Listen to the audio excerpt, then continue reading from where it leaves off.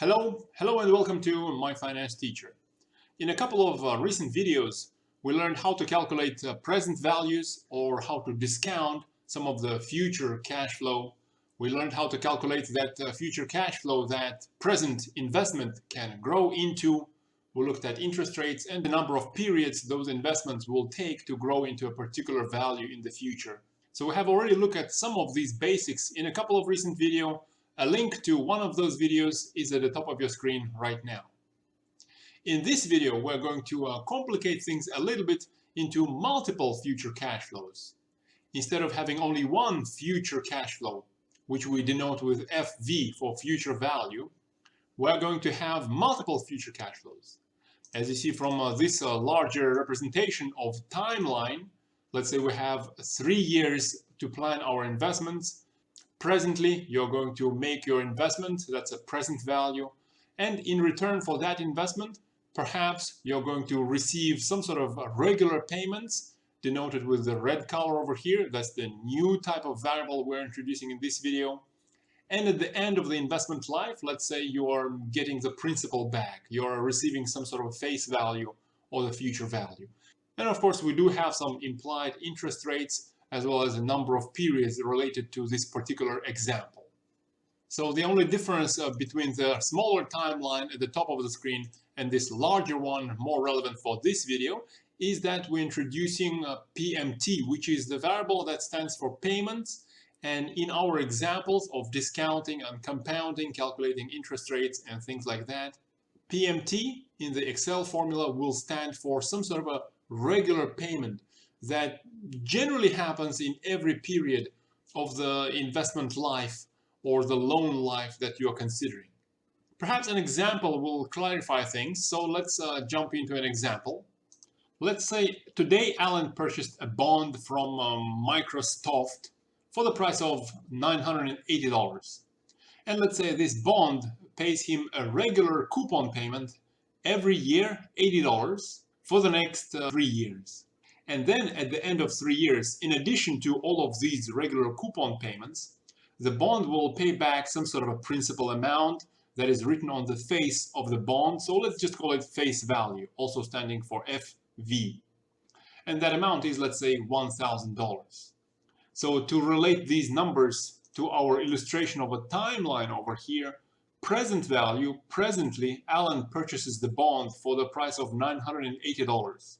That money goes out of Alan's pocket, so that's a negative $980 for present value. The regular payments, PMTs, the only regular payment that happens over the next 3 years is this coupon payment of $80 that goes into Alan's pocket. So from the perspective of Alan, that's a positive cash flow. In addition to that, another positive cash flow that goes into Alan's pocket is that $1,000 at the end of the investment life. That is represented by this FV on the timeline. So we mostly have everything here. We know how long is the investment going to last, which is 3 years. The only thing we don't know is the rate that it implies. Our task for this example is to calculate this rate. And just as we explained in those previous videos, Excel can help you immensely with calculation of that rate.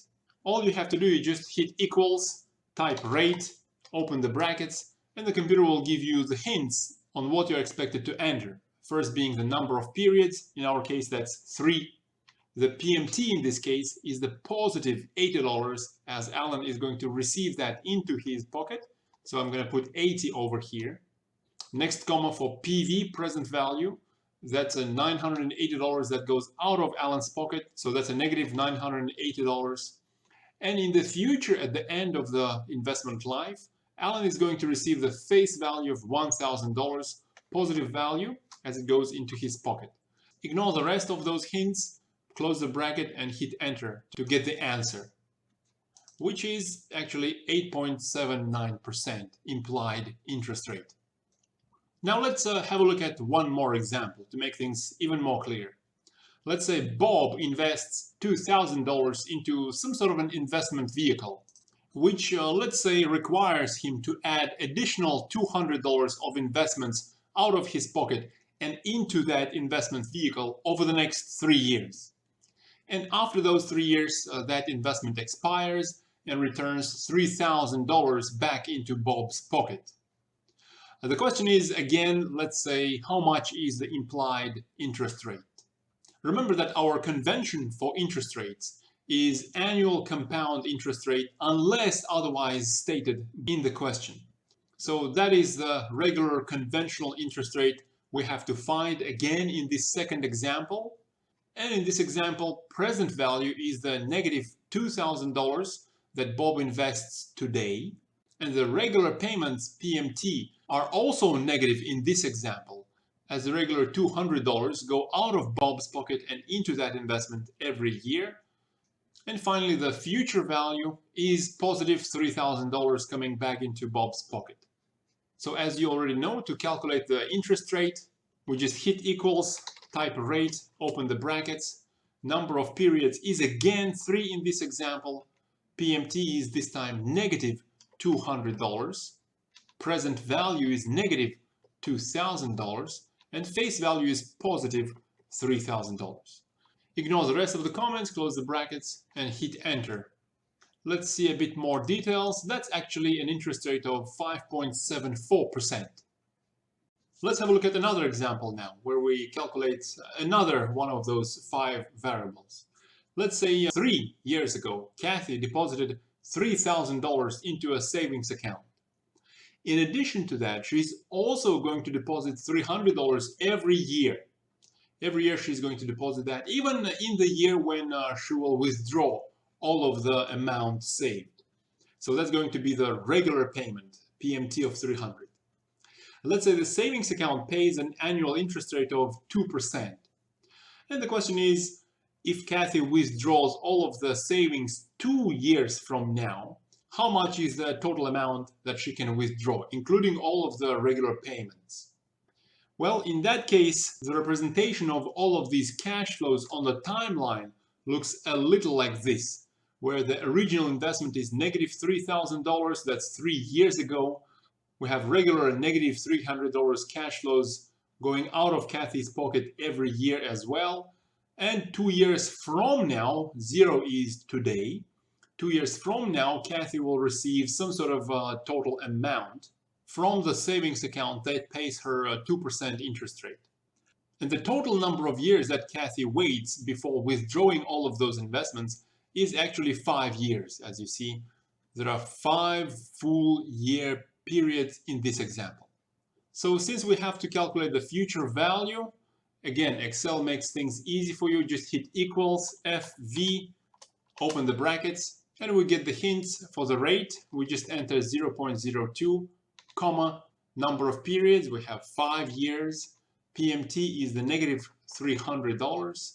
Present value, even though it's not presently that Kathy is investing $3,000 into the savings account, present value in general refers to an original investment within the investment life.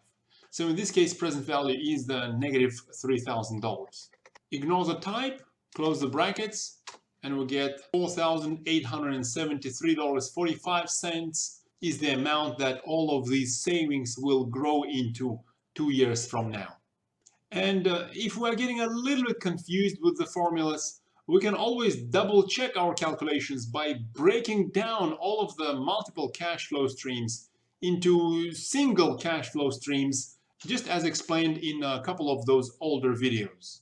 In Kathy's example, we have 1, 2, 3, 4, 5, 6 separate cash flow streams. 5 of them are of the sum 300 and 1 of them is of the 3000. And these investments considered separately have anywhere from no time to grow up to 5 years to grow in case of the original investment.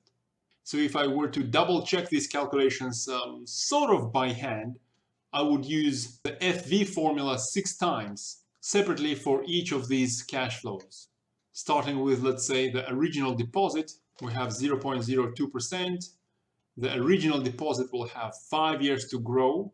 If we look at the cash flow streams one by one, there is no regular payment. So again, we just skip the PMT and the PV is negative $3,000. Next, I'm going to look at these $300 one by one. And these cash flows respectively have 4, 3, 2, 1, and 0 years to grow. So I'm going to use this column as a reference to make copying formulas a little bit easier. Equals FV, open the brackets. The rate is the same, 2%. Number of periods is shown in this column, so I'm just going to reference to this cell. No PMTs in this case, I'm going to look at them one by one. And the present value is negative $300 in each of these separately looked at cash flow streams. Close the bracket and just double click here to copy the formulas. As you see, the last investment of $300, as it has no time to grow, it will grow into $300. And what you could do here is just sum up all of these future cash flows considered separately, hit enter to receive the same amount over here, which would confirm that everything seems to be correct.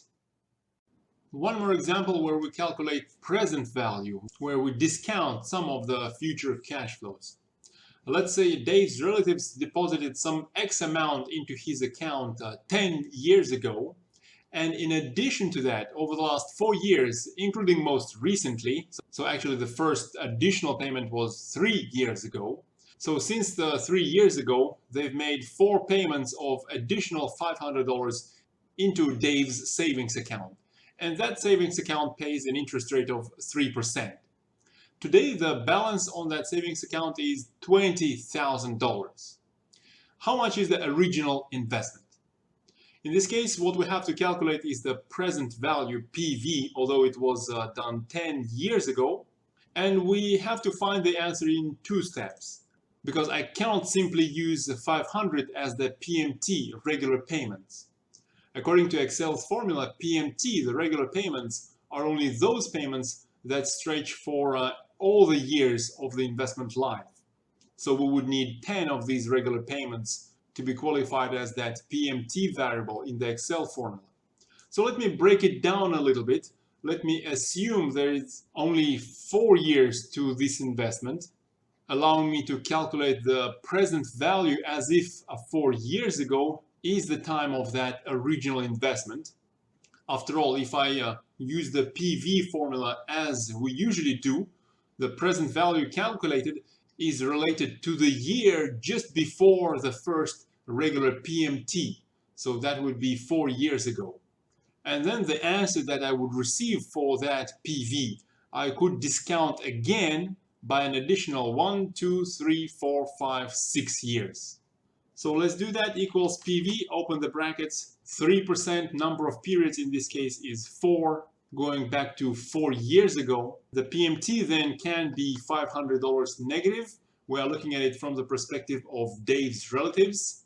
And the future value, the balance of the account today is $20,000. So that gives us the PV relevant to the year -4, that's 4 years ago, of $15,911.19. And discounting that further back to 10 years ago, I'm going to use equals PV again. That's the same interest rate for another 6 years. No PMTs in this case. And the FV is that amount with a positive sign. So negative is going to yield a positive number. We see that the original investment was $13,325.37 10 years ago. So the examples so far show us how to compound, finding the future value, discount, finding the present value, finding the interest rate. And let's have a look at one more example, trying to calculate a number of periods required for an investment to, let's say, grow into a particular amount. So for the last example, we have Emery, who now has $1,600 to invest, but he needs $2,336 for some furniture for his apartment. So he'll have to wait for a while, and while waiting, additionally, every quarter, he'll be able to invest an additional $100. If he is lucky enough to invest, well, let's say at an annual rate of 18%, how many quarter periods will he have to wait for to have enough money to buy that furniture? Well, in this case, of course, we need to calculate the number of periods. That's equals NPER in Excel. Open the brackets to get the hints. First, we enter the rate. And since we calculate the number of quarters, the computer doesn't really know what you are doing. Are you looking at years as the number of periods, or quarters, or months, or days, whatever it is? We have to know what we're doing. In our case, the rate is that annual rate of 18% divided by 4 to get some sort of a quarterly rate. We get the negative $100 for the PMT going out of Emery's pocket. Present value is negative $1,600, and the future value required is $2,336. Close the brackets, enter to get the answer 4 quarters that Emery will have to wait for his investments to grow. Notice one thing here, that we have a mismatch between the PMT, the $100, which is a quarterly affair, and the interest rate, which is given on an annual basis. Whenever we have this kind of mismatch, we have to match everything to the smallest period. In this case, that's a quarter, so we divide the interest rate by 4. I hope this video has been useful. If yes, click that like button, share the video with your friends, and have a nice day.